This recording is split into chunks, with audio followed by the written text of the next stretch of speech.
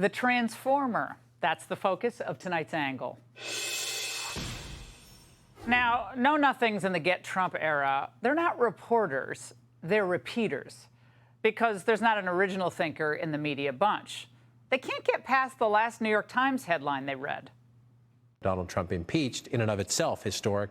Now he's the only president to be impeached twice. President Trump's historic second impeachment trial set to kick off. A historic situation. The first time a former president has ever been indicted on federal charges. The scope and scale is historic. It is quite unparalleled. Ooh, unparalleled, too. These people are so bent in the head over Trump that they've become what they claim he is, unhinged and unable to see the damage they're doing to norms and democratic values.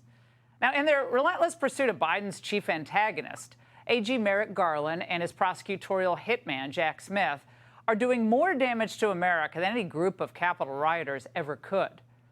But this anti-Trump contagion has spread far beyond the DOJ and the media. It's even infected that august group of American historians who are supposed to be able to distill the full sweep of national and world events without a blinding political bias. Behold Michael Beschloss, the elite's go-to basher of conservatives, masquerading as a learned historian.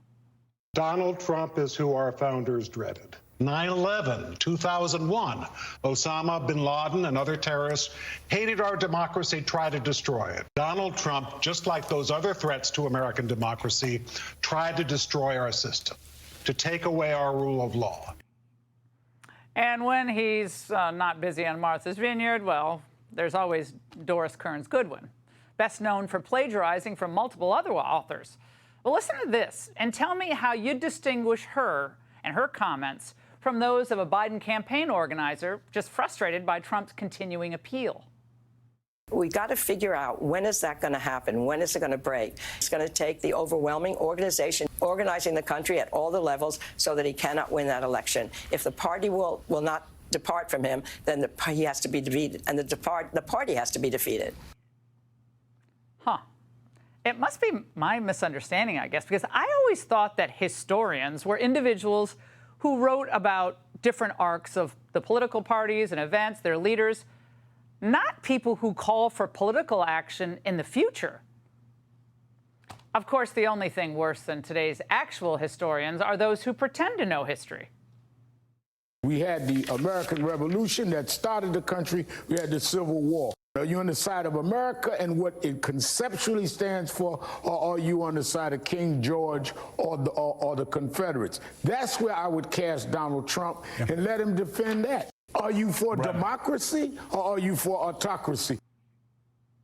Poor Reverend Al. Like so many pudding heads on TV, he doesn't know what the term autocracy even means. Because true autocrats do things like enrich their families, censor speech, put their political opponents on trial, and of course collude with corporations against innocent citizens. But beyond these pundit historians, there actually is good news out there. Every once in a while, even among die-hard never-Trumpers, comes an insight worth sharing. Such was the case in a piece just published in the Financial Times by Gideon Rachman. With the actual eye to what matters long-term, Rachman argues that, love him or hate him, Trump will go down in American history as a transformational figure because of his policies that marked a sharp break from the Clinton-Bush-Obama era in issues like trade, globalization, and China. Writing that Trump repudiated the pro-globalization consensus of the previous 40 years. On his first day in office, Trump pulled America out of the TPP. In 2017, the U.S. made a deliberate effort to hobble the WTO. Robert Lighthizer, Trump's trade rep, imposed a raft of tariffs on China. Now, many of those tariffs remain in place 2.5 years after Biden's inauguration.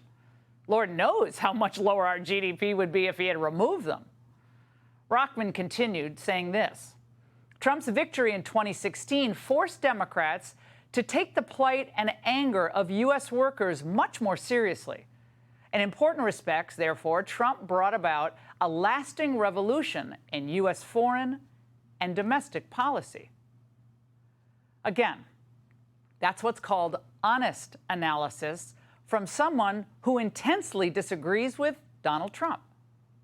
And look, voters are not stupid. They know how much better things were 5 years ago. Check out this new survey by Ipsos. 73% of those surveyed said the economy is worse off now than it was in 2018 under Trump.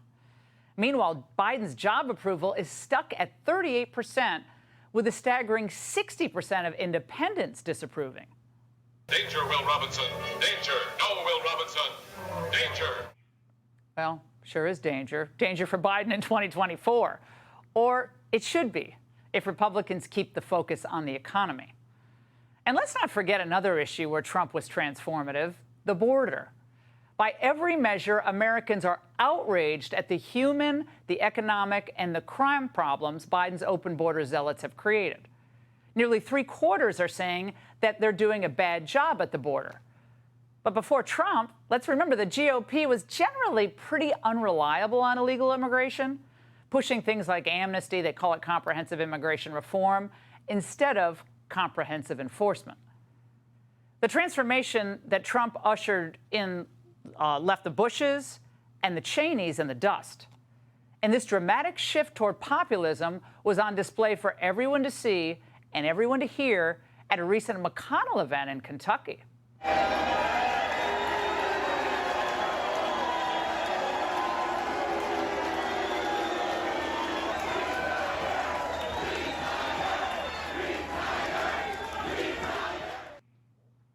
I love how they kept clapping. And the message even comes through when old guard globalists speak at Trump rallies. Ladies and gentlemen, please welcome United States Senator Lindsey Graham. Thank you all for coming. Thank you very, very much. Thank you for booing me. Well, the establishment in both parties, they're grudgingly finding out that you can only defy your voters for so long. Following the demands of big donors or fringe activists means today you're pretty conventional. You're not transformational when you do that. But defying the status quo to stand with the people, even under the threat of imprisonment, that means you're not just transformational, you're historic. And that's the angle. Hey, Sean Hannity here. Hey, click here to subscribe to Fox News YouTube page and catch our hottest interviews and most compelling analysis. You will not get it anywhere else.